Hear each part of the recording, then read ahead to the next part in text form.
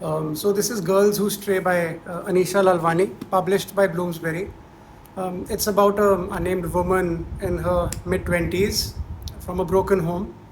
Her mom's gone to get milk, her grandfather's on his deathbed, and her father is so depleted of life, he's basically a sleepwalking corpse. She's studying in England, where she insists it is money problems which drive her towards prostitution. As readers, it's a little difficult to buy. She may not seem to enjoy the act itself, but she definitely seems to enjoy the agency it provides. And she absolves herself from any consequences by seeing herself as a kind of spectral figure who can come and go in and out of people's lives whenever she wants, most often her own. The world also is happy to treat her accordingly, and she's never really wanted beyond what she advertises. The book never glamorizes her actions, but it really doesn't glamorize anything at all. Most of it is set in and around Delhi, and while old Delhi is presented very lovingly in a Khushwant Singh kind of way, the author has no love lost for NCR as it is today, like dusty roads, seedy streets, crabby inhabitants. It's very authentic. And the Nirbhaya and Nithari killings, they both feature prominently in the story, one of which is actually a major plot point. Without getting into spoilers, at one point, she's called A. She does get involved in a double murder, but she's also unsure about the extent of her own involvement. And a lot of the story deals with the emotional fallout of that incident, and it gives a sandbox for A to meditate on society, philosophy, technology, and the idea of progress. The book has been described online as a thriller, but I think it may be for marketing purposes. The book does not treat the double murder as some pulpy, lurid thing. They are simply an extension of the book's broader themes. What happens to the girls who stray? What does happen to the girls who stray? The protagonist, A, she strays physically far from her family. She strays from the time honored definition of respectable woman. She strays from maternal responsibilities when she gets an abortion, even as she carries the weight of her dead child throughout the book. She's not the only girl who strays. Her mother is the original girl who strayed, and she was doomed to repeat the cycle through her own daughter. There are a couple of other characters, Munia and Nirbhay, who, of course, the consequences of them straying too far from streetlight, from hearth and home, are much more dire.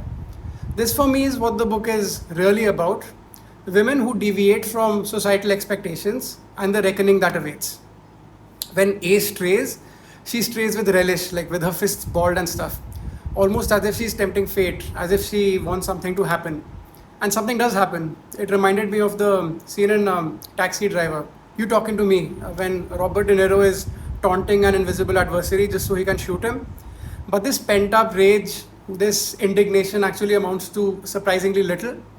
Even A's crusade at the end feels somewhat half hearted and ill thought out. There's petty acts of rebellion, vandalism, shoplifting, even this whole self destructive eat, pray, love sequence across the hippie trail. And even one crucial moment near the end, which should feel significant, doesn't feel significant to her, and therefore it doesn't feel significant to us either.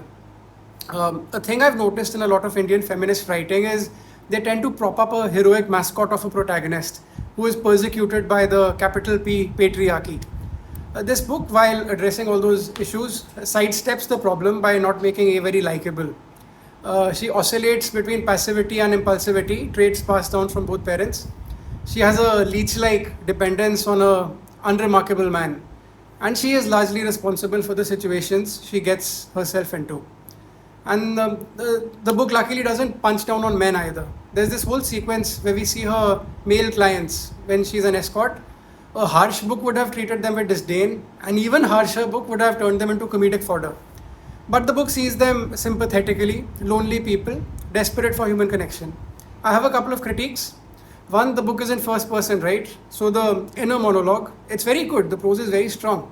It has a writerly intelligence and self-awareness, seems ill-suited to such a fragile and diverse character. Some of the characters' musings don't feel like the characters' musings, they feel like the authors. As writers, we try to get out of our own heads and fully inhabit the curious, vulgar little headspaces of the characters we create. Sometimes the seams show a little bit. My second criticism of the book is it's kind of coy about its own subjects. Because character names are revealed very reluctantly, we need to rely on pronouns to know who is doing what. I was kind of scratching my head a couple of times trying to figure out who the he or she in a sentence was. And the book also jumps around in time, it's non-linear. So the he on this page may not be the he on the next. But it's an artistic decision. I respect it, even though I struggled with it at times. I mean, look at the cover.